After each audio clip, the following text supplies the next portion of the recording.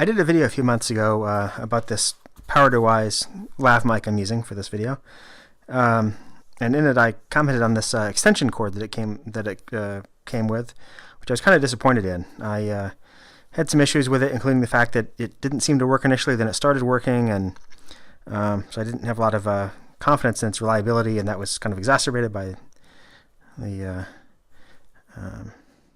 now I can't get it apart. There we go. The fact that the ends were coming apart and so on. Well, PowerDeWise themselves recently commented on that video and said, hey, you idiot, when it wasn't working, it's because it wasn't plugged in all the way. Well, they weren't rude about it. They were polite, but that was essentially what they said. And they were right. I was being an idiot because if you look very closely at the video, I have it plugged in like this. You see that? It's not in all the way. See how there's like a step there? And that is all the way. So yeah, that would explain it, wouldn't it? Now, in my defense, this is like a really stiff socket. I mean, when you plug in one of these plugs into something, iPhone or iPad or any kind of device that takes these kind of plugs, there's a certain feel you expect. There's a certain tactile feedback you get from it. How much force you have to apply, the feeling you get from it. And the feel I would get from plugging this into anything else is the same feel you get when you plug this in like that. That feels about the same as plugging it into the iPhone, except it's not plugged in all the way. Then it takes like a significant amount of force to get it in that last little bit, and quite a significant amount to take it apart, like several times as much force. So, so it feels like you've got it in all the way when you have to give it pretty serious force to get it in and out. And that exacerbates the problem with these things not being on very well, because you can plug it in, then when you try to pull it apart, it you pull off these covers. So still not too happy about this, but it does at least seem to be reliable, even if it's taking a bit of excessive force. So let's first see if we can address this issue with the actually the easiest way to get these covers back is to actually try to plug it. There we go. Let's see if we can address this issue and try out another product, which is this Gorilla Glue Super Glue I picked up the other day that has a brush, and I'm wondering if that would make it easier to apply. I always seem to have trouble with super glue getting the right amount and so on. So I thought maybe this brush would work out well. So yeah, we'll try it out and see.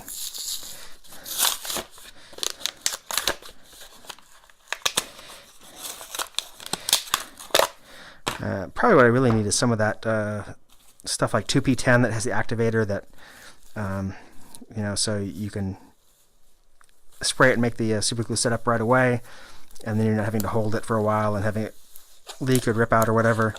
And the 2P10 also comes in like a kit with a selection of different viscosities, so you can get from like very runny to very kind of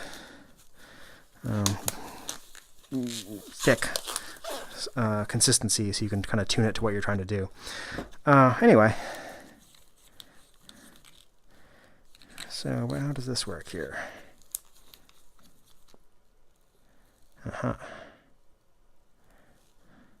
This stuff appears to be pretty thick. I just want a thin layer. Alright, well, let's give this a shot. So I'm hoping this will let me get a nice, evenly distributed, thin layer on here. So far it seems to be working, without getting drips and stuff. So far so good. Let's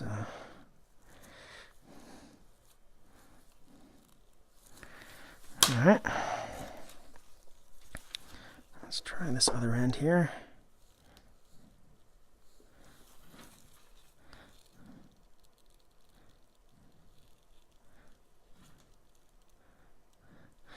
The nice thing about having an activator is I could, spray it and then right away ready to use without having the risk of gluing it into the iPhone or something right away.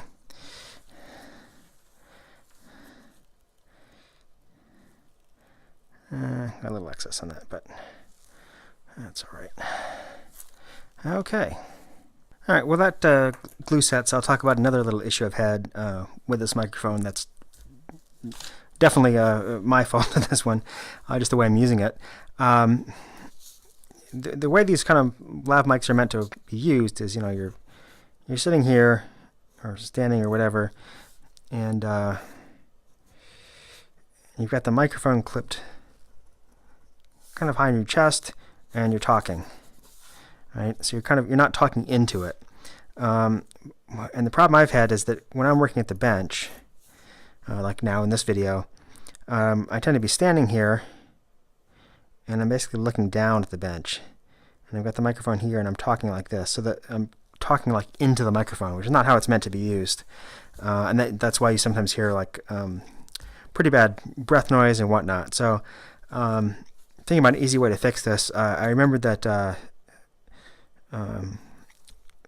Big Clive had a video quite some time back where he took a baseball cap, and he actually got a little microphone element and kind of punched it through the hat and wired it and used that. So I thought, well, I don't even really need to do anything custom like that. I could just take this microphone and clip it to the brim of the hat like this, like that. And feed the cord out through the back here, and see how that works. And it seems to work pretty well, because no matter how I move my head, whether I'm looking down or straight out or whatever, the microphone is always the same relative distance and position to my mouth. So it's always getting the same audio volume, as opposed to changing as I look up or down, or if I bend over more, and should avoid the breath noise problem. So I'm trying that for this video, and we'll see how that works, and I'll do it going forward. It's also a whole lot easier to take it on and off than to mess with clipping it on and so on. That's also, that does kind of give me a very short leash if I'm wearing this configuration with a hat, because of the length of the built-in cable. So that does make this, having this working be an additional, more important when I'm using this configuration. It's a lot easier to deal with if I have a little bit more length. So I'm looking forward to using this now that I think I've got it sorted out.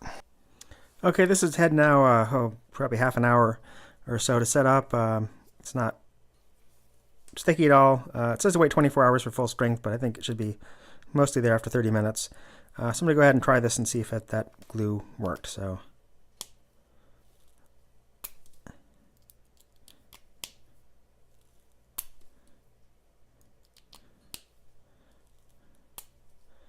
yep, seems pretty good.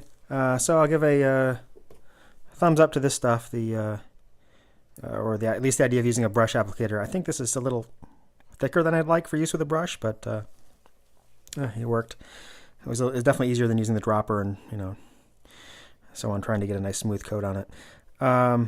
So yeah, so let's try this thing out now and make sure that it does really work, and it was just my silly mistake in the last video. All right, so this is the, right now I'm using the lav mic plugged directly into the iPhone, and I'm got it on the hat, as I explained before. Okay, so now I've unplugged it. So this is just the internal iPhone 6, I guess, microphone. Okay, this is the extension plugged in, but no mic plugged into it. So it should still be using the internal mic. Oh, here, by the way, this is the plug on the microphone. It's a screw type cover, which is fine. It doesn't pull out, unlike this, which was just glued and came apart easily. So I like this better. All right, so now I'm going to plug in the lav mic to the extension. All the way, you can see. And we should be getting audio through the lav mic.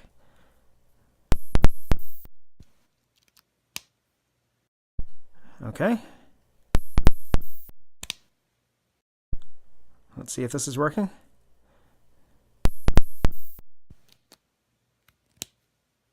All right, and I'm going to try it one time. I'm going to plug it in not all the way, and we'll see, just to verify that theory. This is not plugged in all the way. And now plugged in all the way. Okay, so lav mic through the extension. The extension, sure, it should be the internal mic. Extension unplugged, so it should be just nothing plugged in at all now, so it should still be the internal mic. And here's the lav mic plugged in directly to the phone. Well, let's see how that sounded. Okay, well, this seems to work just fine. So my apologies to PowerDeWise for that mistake and implying there was something wrong with it. I mean, although, well, I'm still not too happy about it does take an unreasonable amount of force, well, not unreasonable, but a lot more than typical force to plug it in. So that's not ideal.